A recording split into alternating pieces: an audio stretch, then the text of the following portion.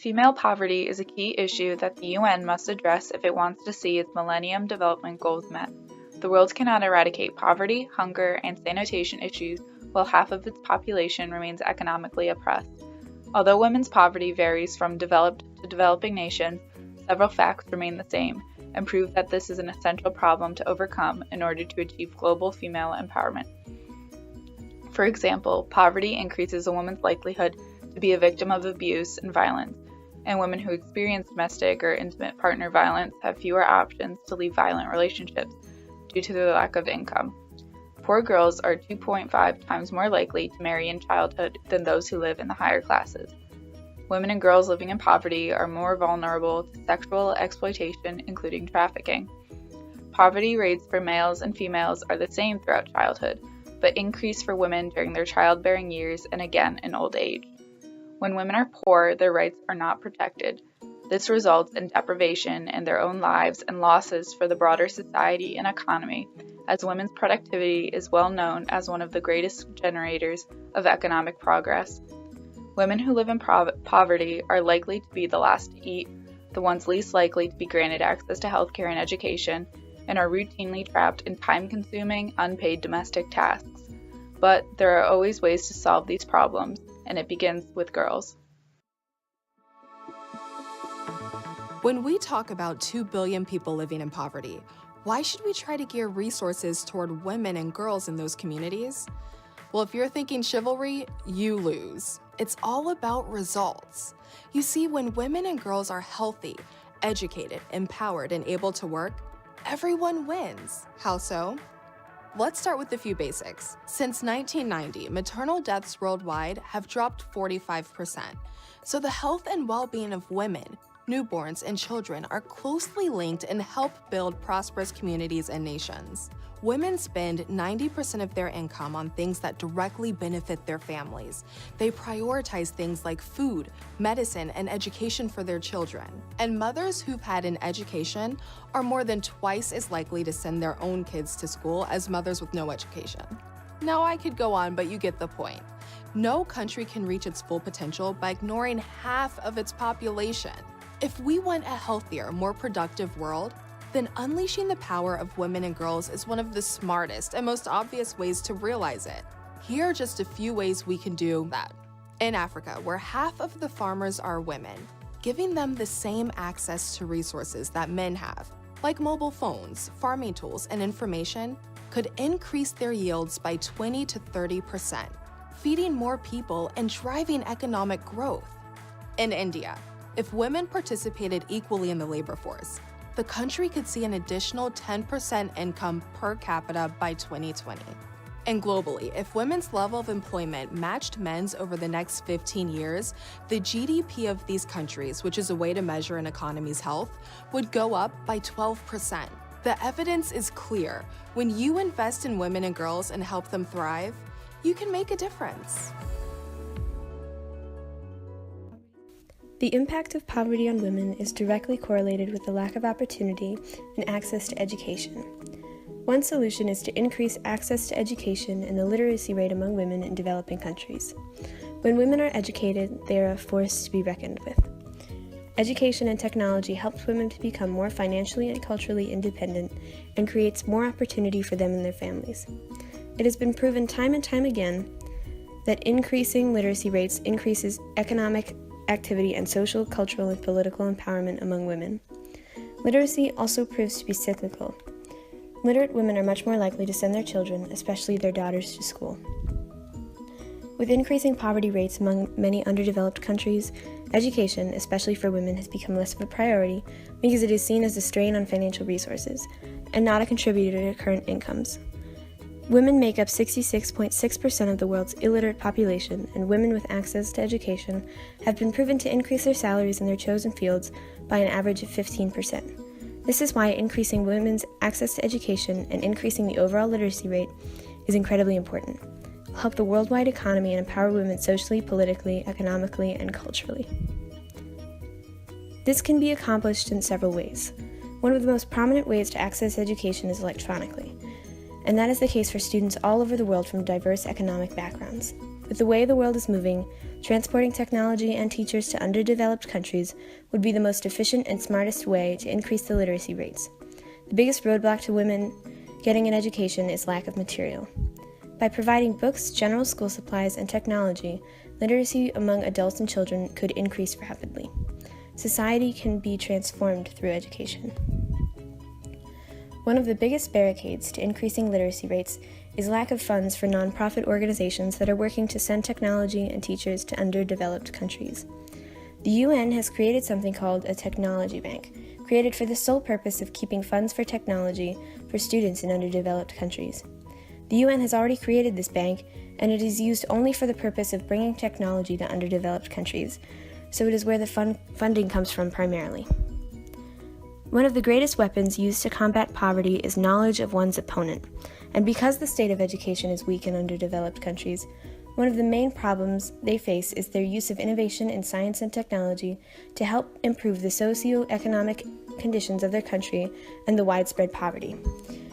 Computers and cell phones are essential in this case because cell phones are relatively inexpensive and provide access to the internet. This opens up doors to health awareness, stronger communication, the economy and banking, and overcoming language barriers. Computers also help in this way, but they go a step further by promoting education and literacy. This, in turn, could help the economy and the government. There are several computer companies working solely to make a battery-operated product because access to electricity is rare in many underdeveloped countries, and make it as inexpensive as possible. The UN should support organizations like One Laptop Per Child who work to create durable, battery-powered laptops to send kids and students in underdeveloped countries to increase the sphere of education they are receiving. Many underdeveloped countries do not have widespread access to electricity, and the computers must be able to withstand harsher living situations. Also, the creation of durable and inexpensive computers is a priority, and one innovative technique is to create them from recycled material/computers. Another very important aspect is to provide internet, which is just as important as providing the technology itself. Organizations like One Laptop Per Child work to ensure laptops for children receive access to the internet. One method for providing internet access is through the use of solar power. The UN can promote organizations such as Sun Saluter, which works to provide solar panels to villages in the developing world that have never had access to electricity.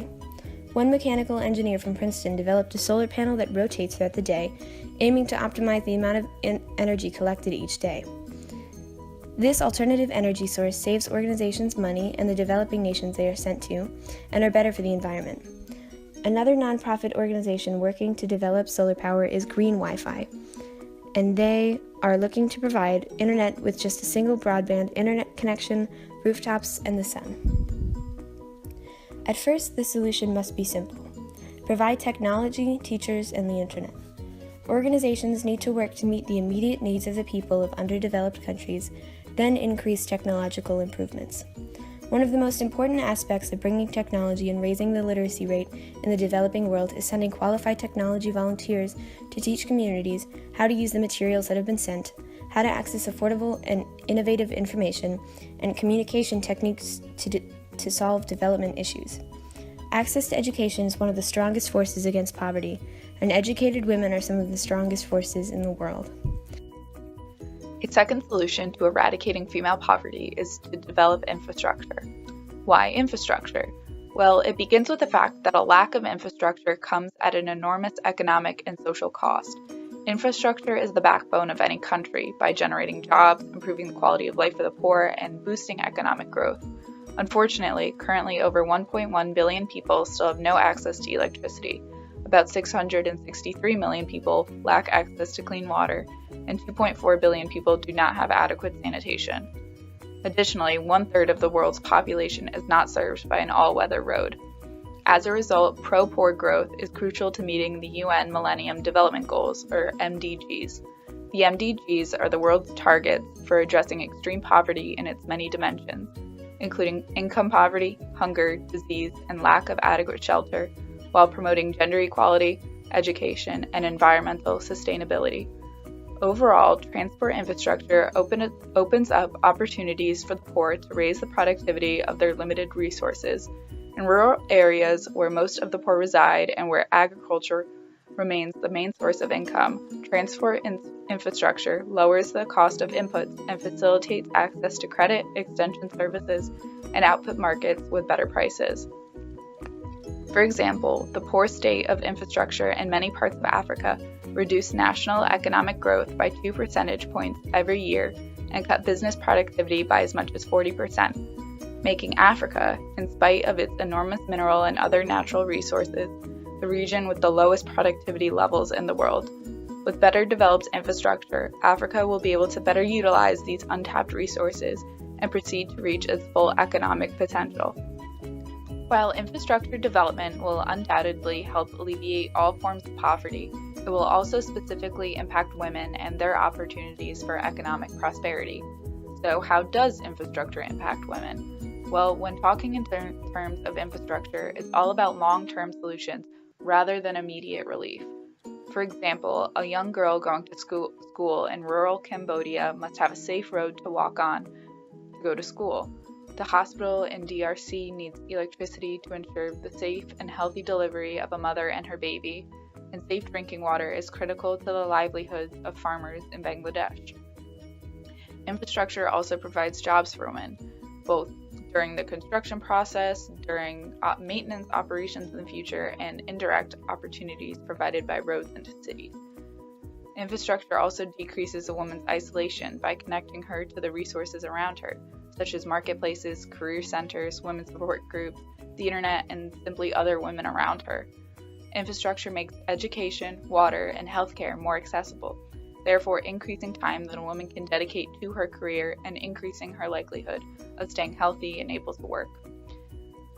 Infrastructure increases a woman's independence by providing them with careers and more accessible marketplaces in which to conduct their business. As important as the why of infrastructure is the how, because no progress can be made without definitive action. So, how do we accomplish this growth? First, we have to keep in mind that we must develop physical and technological infrastructure, such as providing power lines and electricity, water treatment plants, proper waste management, and sound road systems. To do so, the UN Development Program can work with organizations such as USAID, PETA, Construction for Change, and GIF to achieve the UN Sustainable Development Goals. USAID is the lead U.S. government agency that works to end extreme global poverty and enable societies to realize their potential. To ensure that infrastructure investments are economically viable, USAID helps to create sustainable local institutions to finance and manage infrastructure and sound legal and regulatory environments to govern its operation. The Program for Infrastructure Development in Africa, or PETA, promotes socio-economic development and poverty reduction in Africa through improved access to integrated regional and continental infrastructure networks and services. Some key development issues addressed by PETA include the significant deficit in Africa's infrastructure, which is resulting in increased production and transaction costs, reduced competitiveness of businesses, and the negative impact of foreign direct investment flows to the continent. Construction for Change partners with community-based NGOs to develop infrastructure and recruit professional volunteers to manage these projects. These volunteers train and employ local workers and source local materials, allowing for significant investment in the regional economy. The resulting strong, sustainable, environmentally sound facilities help to break the cycle of poverty. The Global Infrastructure Facility, or GIF, works as a global collaboration platform to facilitate the preparation and structuring of complex infrastructure public-private partnerships to mobilize private sector and institutional investor capital to help expand projects. Most importantly, we have to ensure that women are kept in mind during these infrastructure projects and there is a focus on their well-being. We can do this through the implementation of women's panels and committees to focus on developing infrastructure and services that will directly benefit women. Overall, by ending female poverty, you help an entire nation lift itself out of poverty. Moreover, through education and infrastructure, you pave the roads for girls to mentally and physically achieve her goals.